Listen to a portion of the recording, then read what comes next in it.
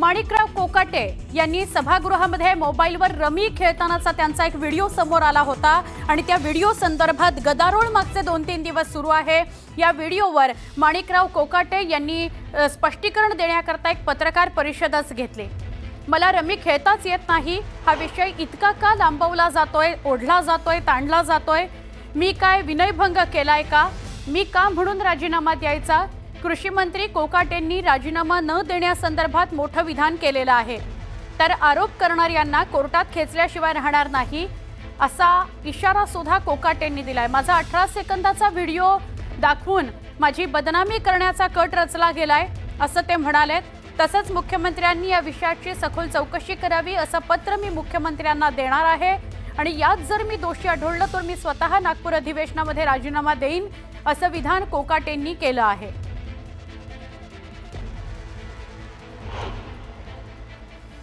खरं म्हणजे हा इतका छोटा विषय आहे, हा विषय एवढा लांबला का हे मलाही कळलं नाही। मी याच्यावरती खुलासा या अगोदर केलेला आहे। खरं म्हणजे आपल्याला सगळ्यांना सांगितलं पाहिजे, ऑनलाईन रम्मी काय प्रकार हे माहिती आहे का आपल्याला। ऑनलाईन रम्मी खेळत असताना त्याला मोबाईल नंबर त्याला हे करावा लागतो, त्याला जॉईन करावा लागतो। वाटर तुमचा अकाउंट जे आहे बँकेचं ते अकाउंट पण त्याच्याबरोबर तुम्हाला संलग्नपणे राहावं लागतं, त्याच्याशिवाय तुम्हाला ऑनलाईन रम्मी खेळता येत नाही। ज्या दिवसापासून ऑनलाईन रमी सुरू झाली आहे त्या दिवसापासून आज तागत 1 रुपयाची सुद्धा रमी मी या ठिकाणी खेळलेलो नाही। मला रमी खेळताच येत नाही। त्यामुळे अशा प्रकारचा आरोप तो एकदम बिनबुडाचा आहे, चुकीचा आहे आणि त्यामुळे महाराष्ट्रामध्ये मोठ्या प्रमाणात या ठिकाणी माझी बदनामी झाली आहे। कारण नसताना ऑनलाईन रमीचा जो आरोप केला आहे, ज्या राजकीय नेत्यांनी जो आरोप केला आहे आणि ज्यांनी माझी बदनामी केली आहे त्या सर्वांना मी कोर्टात खेचल्याशिवाय राहणार नाही। प्रश्न असा आहे, राजीनामा देण्यासारखं घडलं काय? राजीनामा देण्यासारखं घडलं काय? मी काय कोणाचा विनयभंग केलेला आहे, मी चोर केलेलं आहे, शेतकऱ्यांच्या विरोधात निर्णय घेतलेला आहे, माझी काय पार्श्वभूमी गुन्हेगारीची आहे, काय झालं काय? असं एक फक्त फोटो ज्याचा व्हिडिओ त्यांनी रेकॉर्ड केला विरोधकांनी, त्यांना तर मी कोर्टात खेचणार, यावरून नुकसानीचा दावा पण दाखल करणार आहे। राष्ट्रवादी काँग्रेस शरदचंद्र पवार पक्षाचे जितेंद्र आव्हाड आपल्या सोबत आहेत आणि त्याचबरोबर उबाठाच्या नेत्या सुषमा अंधारे सुद्धा आपल्या सोबत आहेत। त्या दोघांशी आपण संवाद साधणार आहोत। आव्हाड साहेब, पहिले आपल्याकडे येते, आपण सांगाल 18 सेकंदाचा व्हिडिओ फक्त पोस्ट केलाय आणि माझ्या बदनामी करण्याचा कट रचला गेलाय असं म्हणतायत, कोर्टात खेचल्याशिवाय राहणार नाही ज्यांनी कोणी माझ्या विरोधात कट रचलाय असंही माणिकराव कोकाटे म्हणतायत। आपली पहिली प्रतिक्रिया। हा बरोबर, तर रमी कधी खेळत नव्हते, ते बुद्धिबळ खेळत होते। आमची नजर हे झाली, म्हणजे आम्हाला नजरेत दोष आहे आम्हाला ते बदाम किलवर चौकट दिसत होते, ते नव्हते, ते हत्ती घोडा वजीर वगैरे होते। त्या महाराष्ट्राची नजर मध्ये दोष दिसतोय। बरोबर बोलले, ते काय चुकीचं थोडी बोलले, तर रमी थोडी खेळत होते, बुद्धिबळाचा डाव खेळत होते। मी कधी आयुष्यात रमी खेळलोच नाहीये, माझा नंबर सुद्धा अटॅच नाहीये, माझं बँक अकाउंट पण अटॅच नाहीये, ह्याची सगळ्याची चौकशी व्हावी, मुख्यमंत्र्यांना मी पत्र लिहिणार आहे असं सगळं पण म्हणतायत। हे बघा, मी अजूनही सांगतो, ते बुद्धिबळ खेळत होते, त्यांचा नंबर वगैरे त्यांनी बुद्धिबळाला जॉईन केला होता, ते कधी रमी खेळलेच नाही। बरोबर आहे, ते त्यांनी आनंदवल्लीची गडी सुद्धा अशीच स्वतःच्या नावावर केली नाही। बँकेतले सुद्धा आरोप त्यांच्यावर खोटेच झाले, ते एकदम सत्यवृत्ती प्रभू रामचंद्राचा अवतार आहेत। एक शेवटचा प्रश्न फक्त आव्हाड साहेब विचारते, ते असं म्हणतायत की सगळ्याच्या सगळा व्हिडिओ माझा का पोस्ट केला नाही, जर तुमच्याकडे आहे व्हिडिओ तर तुम्ही तो पोस्ट करा, का तुम्ही पोस्ट करत नाही? आमच्याकडे बुद्धिबळाचा अजून एकापेक्षा जास्त व्हिडिओ आहेत, ते वेळ आली तेव्हा वेळ आली की टाकू आम्ही बरोबर। आता त्यांना जर ते म्हणतात की ह्याच्यात पण मी काही करत नव्हतो, तर त्याच्यावर विश्वास ठेवतो मी। आता अजून काय करायचं, महाराष्ट्राच्या जनतेला कळलं नाही काय करत होते ते। नक्की आव्हाड साहेब, धन्यवाद। न्यूज 18 लोकमतशी बोललात त्याबद्दल। सुषमाताई अंधारे आपल्या सोबत आहेत। सुषमाताई, तुमची पहिली प्रतिक्रिया काय, जेव्हा असं म्हणतायत माणिकराव कोकाटे पत्रकार परिषद घेऊन की मी अजिबात रमी खेळलेलोच नाही आज तागायत आणि माझा नंबर सुद्धा अटॅच नाही, माझं अकाउंट सुद्धा अटॅच नाही आणि या सगळ्याची चौकशी करा? माणिकराव कोकाटेंचं आत्ताचं बोलणं म्हणजे चोर तर चोर आणि वरून शिरजोर असा कार्यक्रम चालू आहे। मुळात माणिकराव कोकाटे काय महाराष्ट्राला मूर्ख समजतात काय? की मी माझा सहज मोबाईल काढला आणि त्याच्यामध्ये रमीची जाहिरात आली आणि ती स्किप करत होतो मी. ते सरळ सरळ खेळताना दिसतात. मुळात एखादी जाहिरात असेल तर जाहिरातीचा वेळच 15 सेकंदाचा असतो. स्किप करायचं असेल तर साधारणतः 5व्या-6व्या सेकंदाला स्किपचं ऑप्शन येतो. कुणाला वेड्यात करता येते?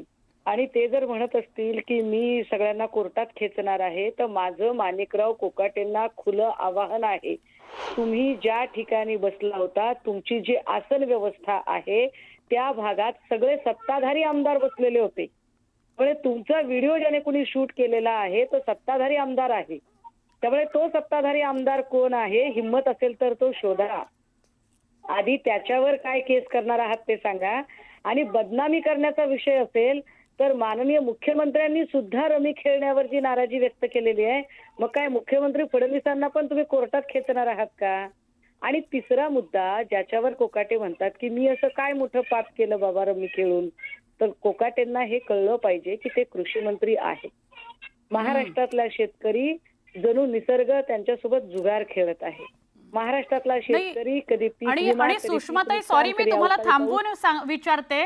ते तर असंही म्हणालेत मी की एवढी मोठी गोष्ट आहे का ही, मी काय विनयभंग केलाय की काय अजून मोठा काही गुन्हा केलाय असंही त्यांनी म्हटलंय पत्रकार नाही परिषदेत. हाच माणिकराव कोकाटेंचा हाच उर्मटपणा महाराष्ट्राला आवडत नाहीये. दरवेळेला शेतकऱ्यांना उद्देशून बोलले, दरवेळेला तो सत्तेचा उन्माद दाखवणे, हा जो उर्मटपणा आहे ना त्यांना खरं तर बुडवणार आहे. ज्या पद्धतीने माणिकराव कोकाटे बोलतायत त्यांच्या हे का लक्षात येत नाही की अरे सभागृहाला न्यूज 18 लोकमतनेच हे आकडे प्रसिद्ध केलेले आहेत की अधिवेशन काळामध्ये एका सेकंदाला 4,700 रुपये खर्च येतो.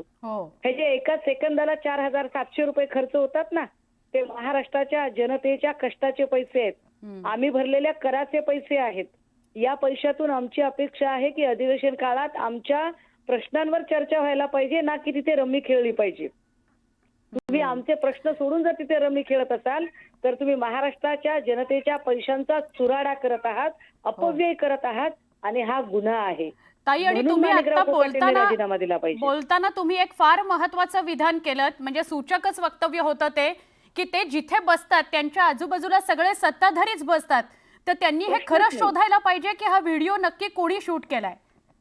अगदी पाहिजे. महायुतीमधली जी काही आता जे बिनसलेलं वातावरण आहे त्याचं एक फार मोठं द्योतक आहे. बघा, उदय सामंतांच्यासाठी लक्षवेधी लावणारे हे त्यांच्याच महायुतीमधले भाजपचे लोक होते आणि आता माणिकराव कोकाटेंची ज्यांनी कुणी अगरबत्ती लावलेली आहे ते सगळे, कारण आसन व्यवस्था जी असते त्या आसन व्यवस्थेमध्ये विरोधक वेगळ्या बाकांवर बसतात, सत्ताधारी वेगळ्या बाकांवर बसतात.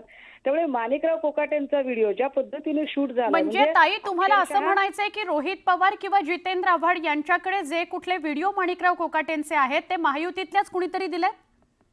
अलबत 1001%. कारण त्याच्यामध्ये कोकाटेंचे बोट सुद्धा हलताना दिसतायत आणि असा व्हिडिओ ज्याच्यात की बोट हलताना दिसतायत, वरून गॅलरीवरून झूम करून सुद्धा इतका व्हिडिओ स्पष्टपणे रेकॉर्ड करता येणार नाही. हा व्हिडिओ अगदी मागे बसलेला दुसऱ्या किंवा तिसऱ्या रो मधल्या लोकांनी काढलेला व्हिडिओ आहे. आता माणिकराव कोकाटेंनी आठवावं की आपण रमी कोणत्या दिवशी खेळत होतो आणि आपण ज्या दिवशी रमी खेळत होतो त्या दिवशी आपल्या मागे कोण बसलेलं होतं. मग माणिकराव कोकाटेंना कळेल की दोस्त दोस्त ना रहा, प्यार प्यार ना रहा, राजनीती तुझे हमारा एतबार ना रहा. नक्की. सुषमाताई, खूप खूप धन्यवाद. तुम्ही प्रतिक्रिया पूर्ण सविस्तरपणे दिलीत त्याबद्दल, सविस्तर बोललात त्याबद्दल. आता आपल्याबरोबर काँग्रेसचे नेते प्रवक्ते अतुल लोंढे आहेत, त्यांच्याशी बोलूया. अतुलजी, आपण दृश्यांमध्ये बघतोय, व्हिडिओ दिसतोय कोकाटेंचा आणि एका बाजूला कोकाटे आज पत्रकार परिषद घेऊन म्हणतात की फक्त 18 सेकंदाचा व्हिडिओ दाखवून एवढा मोठा आरोप माझ्यावर केला जातोय, बदनामी माझी केली जाते. जसं देवेंद्र फडणवीसांनी म्हटलं होतं ना सभागृहामध्ये की लोकांना असं वाटतंय की आता आम्हाला माज आलेला आहे, तो खरा त्यांना आपल्या लोकांनाच इशारा असेल तो की त्यांच्या मंत्र्यांना त्यांच्या आमदारांना माज आलेला आहे आणि त्यामुळे तुम्ही आमचं काय बिघडवता, तुम्हालाच उलट आम्ही कोर्टात फसवू, अशा पद्धतीचं वक्तव्य जे आहे ते कोकाटेंनी केलेलं आहे. आता आपल्या टीव्हीवर जो व्हिडिओ सुरू आहे त्याच्यामध्ये तो गेम स्वाईप नाही करता येते, ते पत्ते स्वाईप करतात येते, स्पष्ट दिसतात येते, पत्ते स्वाईप करतात येते आणि ते खेळतात आहे हे स्पष्टपणे तुमच्या जे व्हिज्युअल्स आहेत त्या व्हिज्युअल्स मध्ये स्पष्टपणे ते दिसत आहे. त्यामुळे प्रत्येक वेळेस ढेकळाचा पंचनामा करू का, फ्रॉड झालेला आहे, मग त्याच्यावर कारवाई नाही, असे अनेक 7वी, 8वी, 9वी चूक जी आहे ती चुकावर चूक जी आहे ते सुरू आहे. आणि हा व्हिडिओ जो आहे, हा व्हिडिओ कोणी काढला असेल? कोणीतरी आजूबाजूलाच बसला असेल, मागे बसला असेल, पुढे बसला असेल, त्यांनीच काढला असेल ना.